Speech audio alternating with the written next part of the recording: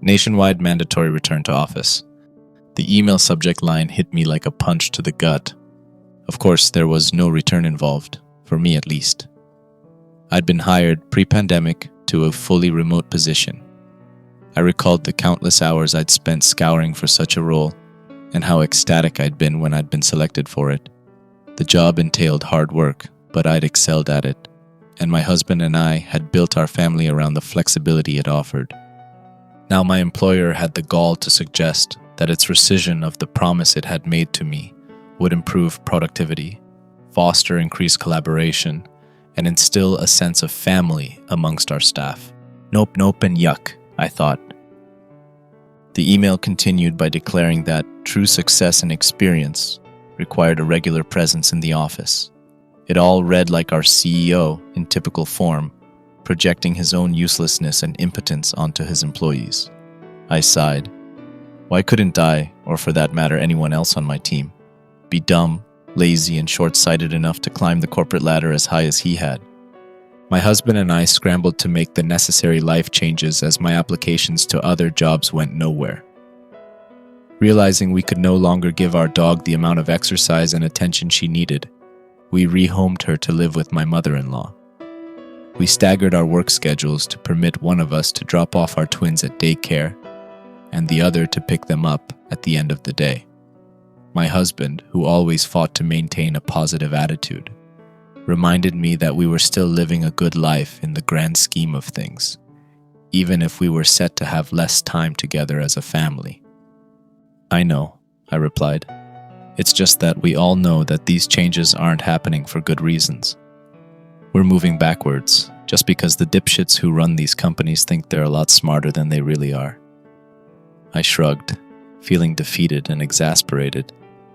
But that's just the way it's always been, and always going to be, isn't it?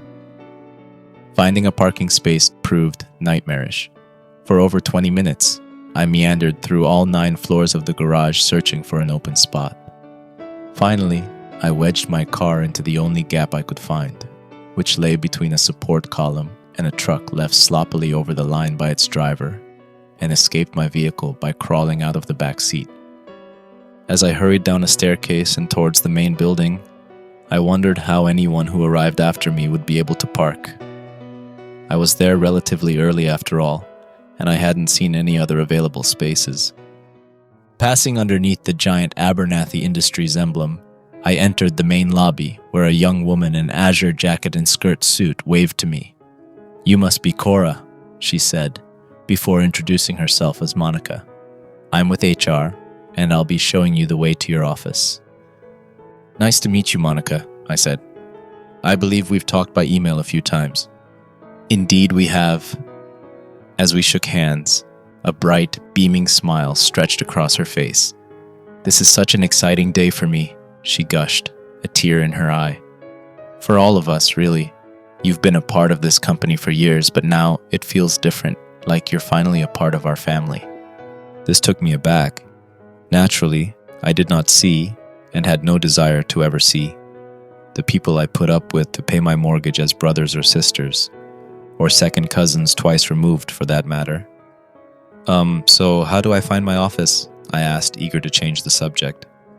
"Oh, right," Monica responded as if snapping out of a trance. "This way." As she led me to the building's main elevator, we passed a set of closed double doors labeled Auditorium. "We do big events in there too," Monica explained. "In fact, we'll be doing a welcome celebration for you and all the other former remote workers in there this afternoon. Everyone will be in attendance. We're all so excited for it." Dear God, I thought, reflexively recoiling at the thought of an office social gathering. All I wanted from this company was a fucking paycheck, not a party to honor its latest efforts to torment me. Inside the elevator, Monica pressed the button for 19. This confused me, as my supervisor had emailed me that my team's offices were on the 18th floor. Monica, as if reading my mind, informed me that renovations were occurring in the 18th floor elevator lobby. "So, you'll have to go to the 19th floor and then work your way down from there. I'll show you." "Oh, okay," I mumbled, annoyed at the extra time it would take to reach my workspace. The doors opened to reveal a gloomy hallway, Half the overhead lights seemed to be broken, and the other half flickered sporadically over a narrow patch of marble floor, surrounded by a sea of carpet patterned in sickly shades of brown, gray, and dark green. "Accounting is that way," said Monica, motioning to the right. "And HR, including my office, is straight ahead. But for now, follow me this way through sales." At this, Monica abruptly scurried into the darkness. I called out for her to slow down, but she ignored me. Seeing no other option, I doubled my speed to keep up with her. We passed offices, cubicles, a rundown kitchen, and copy machines. I became disoriented as Monica turned sharply to the left, then to the left again at the next intersection, then right, then left once more. As Monica took me past a corner office, I peeked through the window of its closed door. Inside, I glimpsed a well-dressed figure sitting behind a desk. He was frozen in place, as if deep in thought, and bizarrely his face seemed to have no features at all. No eyes, no nose, no mouth, just smooth skin bereft of any other qualities. That can't be right, I thought to myself, as I continued to hurry after Monica. Surely the window was made of frosted glass, or my eyes were playing tricks on me in the low light. Monica's voice emerged from the distant shadows. "You still there, Cora?" Yeah, on my way," I panted as I jogged towards her. Monica proceeded to lead me down a staircase. The floor below was just as gloomy as the floor above, and reaching my cubicle required traversing a maze of narrow corridors. "And here it is, your very own workspace," announced Monica as I examined the small area, which contained only a dingy chair facing a dusty computer on a plain desk. "If you have any concerns, just let me know. Otherwise, I'll be seeing you at the welcoming party later." "Actually, I do have a few questions," I said as I took a seat. "About the lighting and the route we took to get here, and the lack of space in the parking garage, and..." To my surprise, I looked back to find Monica gone. "Monica?" I called. She didn't respond, and when I got up to search for her, she seemed to have vanished. My computer slowly came to life, only to promptly turn itself off moments later. I groaned as the process repeated itself several times before the computer finally stayed on long enough for the login screen to appear. I hastily entered my credentials. My computer's hard drive proceeded to heat up and emit a series of discordant noises, as if my mere act of logging into it was causing it to struggle under an intense strain. How was I going to get anything done with all these delays? If I were using my work laptop, which I'd been required to mail back several days ago, I'd have accomplished a considerable amount already. Finally, after several minutes, everything appeared to have loaded. I opened 2 spreadsheets and was about to start working when an unfamiliar voice startled me. "Cora, so good to see you." I turned to find myself facing a Hispanic woman with long brown hair. Before I could react, she dashed up to me and wrapped her arms around me. Whoa, stop that!" I screamed as I angrily shoved her off me. She backed up, her expression changing to a mixture of puzzlement and concern. "Is something wrong, Cora? Did I surprise you?" "Who are you?" I asked. "What? You know who I am, don't be silly." No." She let out an irritated sigh. "Look, Cora, I'm not playing whatever game this is. It's me, Ava, your mentor and partner on countless projects. And you know that from the dozens and dozens of video calls we've had together. So why are you pretending not to?" This left me dumbfounded and bewildered. The person she was describing, the Ava I'd worked with for years, simply wasn't the woman standing at the entrance of my cubicle. That Ava, the correct one, was black for starters, had a totally different voice, and was not the kind of person to surprise me with an unsolicited hug. When I didn't respond, I didn't know how to, after all. Fake Ava chimed in. "It's probably just the lights. They sure keep it dim around here, don't they? But you'll get used to it. When management first removed most of the lights, it upset me, but I adjusted, and it stopped bothering me after a while." She continued, oblivious to the total disinterest I attempted to project. "Less electricity saves money and supports the bottom line, after all, and that's what matters most. Anyway, did you hear the latest about Michael?" his wife discovered the pictures, the ones with that flight attendant I told you about, and she's furious. Michael, meanwhile, keeps... As she spoke, my mind tried to wrap itself around what was happening. Who was this person, and why was she impersonating Ava? And why was everything at the office so goddamn weird? Anyway, continued fake Ava, after several minutes of monologuing, "Are you all right, Cora? You look tired." "Yeah, I'm just feeling a little run down," I answered, truthfully. James and Ella had woken up twice last night. I'd barely gotten any sleep. "The twins keeping you up again?" she asked. This bothered me. It felt like an invasion of my privacy. How the hell did this lady know about my family situation? I'd vented about family issues to Ava, the real Ava, many times, but this lady had no way of knowing any of that. "Look, why don't we talk later?" I asked, eager to get rid of her. "I need to get back to work." "Sure thing. I'll see you soon. Let's grab lunch sometime soon." At that, fake Ava finally left me in peace. I turned back to my computer.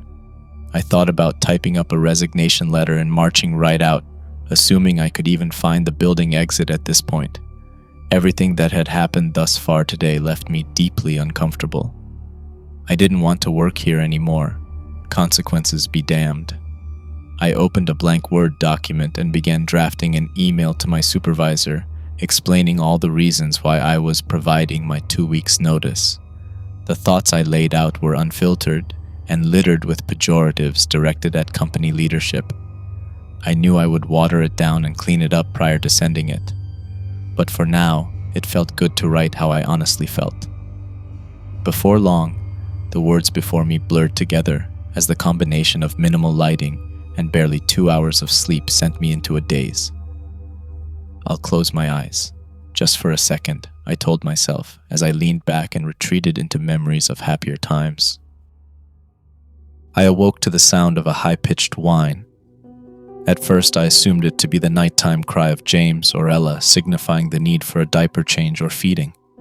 But as I regained my senses, I realized that I was still at work, and that I'd somehow managed to fall into a deep sleep in my cubicle's second-rate chair. Frantically, I checked my phone. It was 3:01 p.m. I'd slept nearly all day. I chided myself for letting this happen. I'd never slept at work before, much less for so long. Though, in fairness to me, nearly all the lights were out, and the room was almost pitch black. Whatever, I thought. I'd made up my mind to quit this job anyway. Perhaps it was something of a conciliation prize that I'd managed to fall into the deepest nap since I gave birth to the twins on the same day I would provide my 2 weeks' notice. But why was it so damn dark, and what was the distant sound, which continued to wail through my work area, that had woken me? I discerned something strange about my computer too. When I placed my hands on the keyboard, the buttons felt different than usual. They didn't press down or react at all to my touch. When I shined my only source of light, my cell phone's flashlight function, on my computer, I saw that my computer had been replaced by a paper replica of itself, the kind of thing you'd, if you're old enough, see in a display at an office supplies store. What the heck? I thought. The weirdness of it alone bothered me plenty, but even worse was the implication that someone had switched out my functioning computer while I dozed right in front of it. That's it. I'm getting out of here. The first thing I noticed as I entered the surrounding labyrinth of offices and cubicles is that they all appeared to be unoccupied. My flashlight revealed a few signs of life. A stray pen, a coffee mug, or a half-finished snack, but no people. Picture frames stood on some desks and hung on some walls, but they displayed only blank voids rather than images of smiling families. I tried to retrace the route Monica had taken me on, but quickly found myself at a dead end. "Hello?" I hollered. "I'm a bit lost. Can anybody help me?" There was no response. As I wandered further, turning in different directions as I went, it dawned on me that I'd yet to see a single window to the outside world. Even as my surroundings seemed to stretch on unbelievably far, the lack of any glimpse of the sun or sky made me feel claustrophobic. I encountered 2 staircase doors, but, in what I assumed to be a serious fire hazard, each was locked. The handle to one of them, marked emergency exit, was even encumbered by layers of heavy metal chains. The sound that woke me reverberated again. I was close to it, and I could now sense that it possessed a hollow, machine-like timbre. Lacking any better ideas, I headed down towards it. The carpeted floor before me was damp. Some kind of puddle had formed on it, and while I couldn't get a good look at it, the wet substance on it did not appear to be water. Rather, it had a murky, greenish quality to it. Using my flashlight, I traced the liquid to its source, which appeared to be an air vent that's steadily dripping a small stream of it onto the ground below. I hopped over the puddle, landing near the closed door to the room that appeared to be the source of the sound. When I opened the door, the blinding light inside forced me to shut my eyes.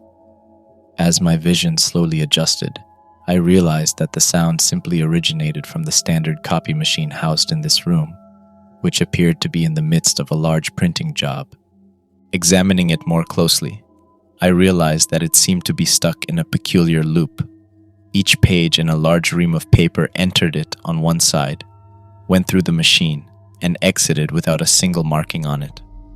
Once the output tray reached a particular height, the sheets would slide down a ramp into the input tray, repeating the loud and pointless cycle. I placed a finger on the power button and held it there until the machine turned off. An eerie silence followed, broken only by the soft pats of my feet against the carpet as I re-entered the hallway. I walked, trying every door as I did so. Most were locked.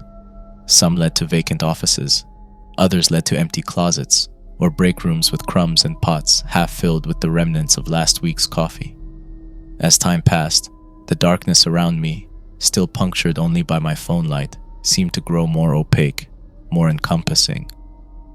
Occasionally, I'd see what looked to be the same supply cabinet filled with purple highlighters, or the same translucent puddle of gunk, or the same cubicle with a running fan and a chair plopped on its side. Hints that I was somehow traveling in a circle.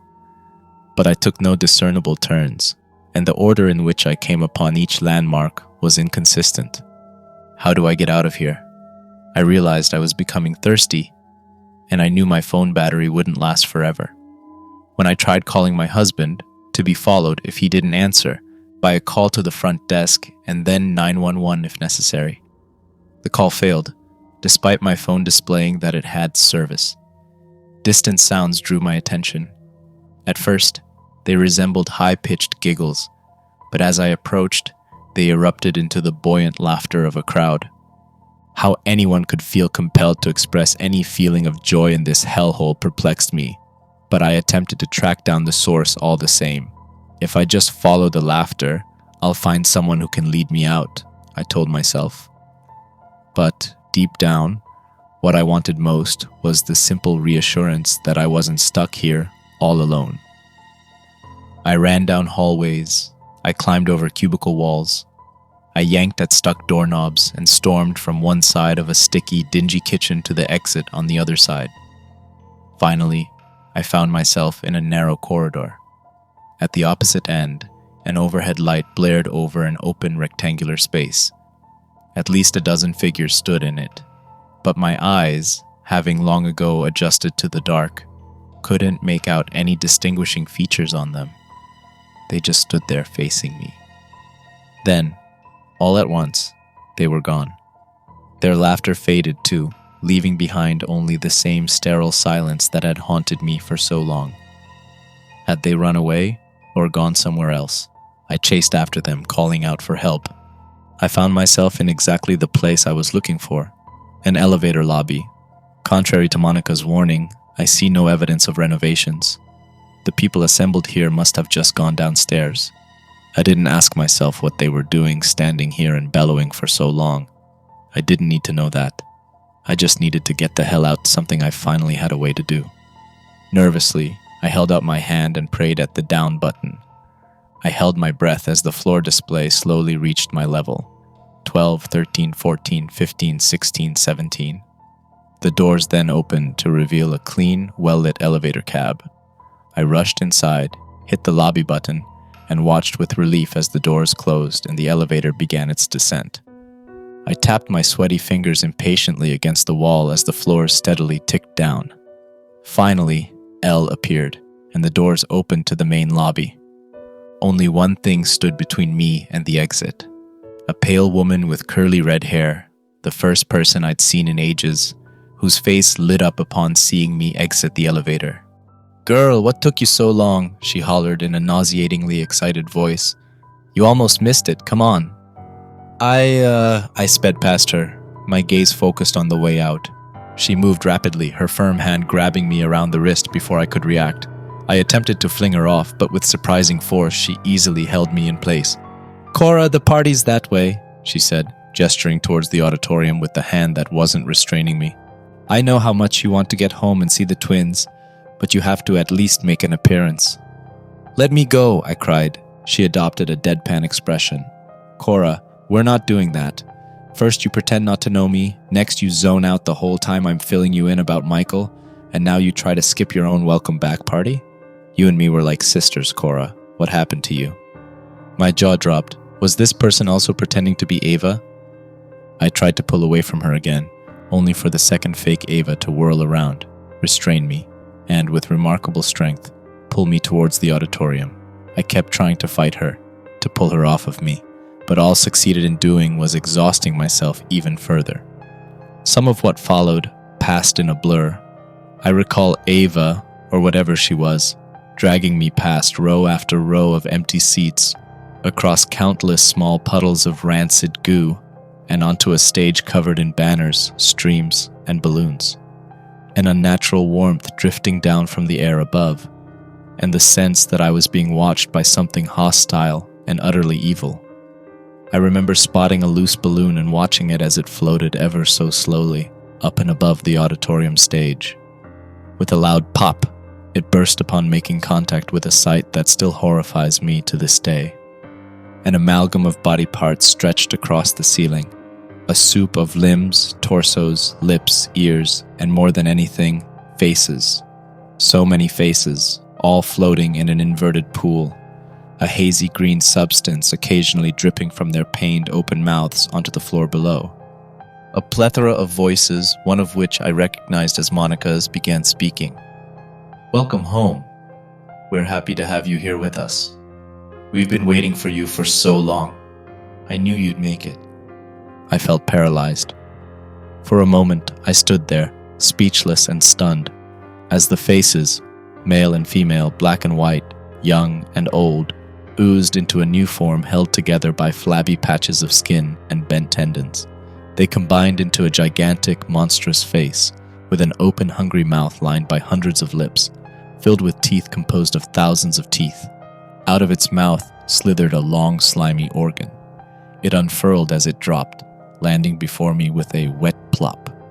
It was a tongue, stitched together from the tongues and various other organs that had once belonged to the marketers, janitors, supervisors, accountants, and secretaries of my company. My captor pushed me closer to it. For a moment I thought about giving up, about letting the sticky ligament wrap around me and pull me upwards into the gaping mouth. I wondered what it would be like to be digested by that thing, to become a part of it, to become one with everyone else. I imagined it swallowing up my anxieties, my student debt, and my bouts of insomnia, and replacing them with bottomless sleep. The mouth above me emanated several words in a deep, slurred voice, but I wasn't paying attention to it. I knew I had to fight, not just for myself, but also for the twins, my husband, and the life I wanted to live. James and Ella are counting on me, I told myself, as I mustered the kind of strength that courses through an animal protecting its young. It caught fake Ava off guard. At first, she managed to keep her grip on me, but the pain from the way I scratched and dug my nails into her arm eventually wore her down. With all my might, I pried her off of me and, without wasting a moment, took the opportunity to run. I remember screaming, loud, even deafening, screaming from above, as if every face that made up that creature was shrieking its disapproval. But I didn't look up, nor did I glance back to see if fake Ava was following me. No, all I did was run. I sprinted across the auditorium, through the main lobby, and out the front door. I kept going for as long as I could, until my feet were blistered and my body could take me no further. I didn't care about my car, which, to this day, I assume remains where I left it, between the support column and the truck. I just cared about putting as much distance as possible between me and my employer. I still have nightmares about what I saw. More than anything, what frightens me is the knowledge that it's still out there and that it's still hungry. There was a strange email on my computer the next morning. It was from Monica, and it stated that my resignation email had been accepted. This struck me as weird, as I'd never finished writing, much less sent, that email. But I had no reason to pick a fight about it. Monica promised a good severance after all, and even added that I wouldn't have to do anything more to collect it. No paperwork, no projects to finish up. It would be a clean break. "Best wishes to you and your family," she wrote at the end of the message. This made me uncomfortable, though it took me a moment to realize why. Then it dawned on me. It was what the face on the ceiling had said to me just as I made my move to escape. The words I have tried so very, very hard to block out of my mind ever since. Join us, Cora. Come, become a part of our family.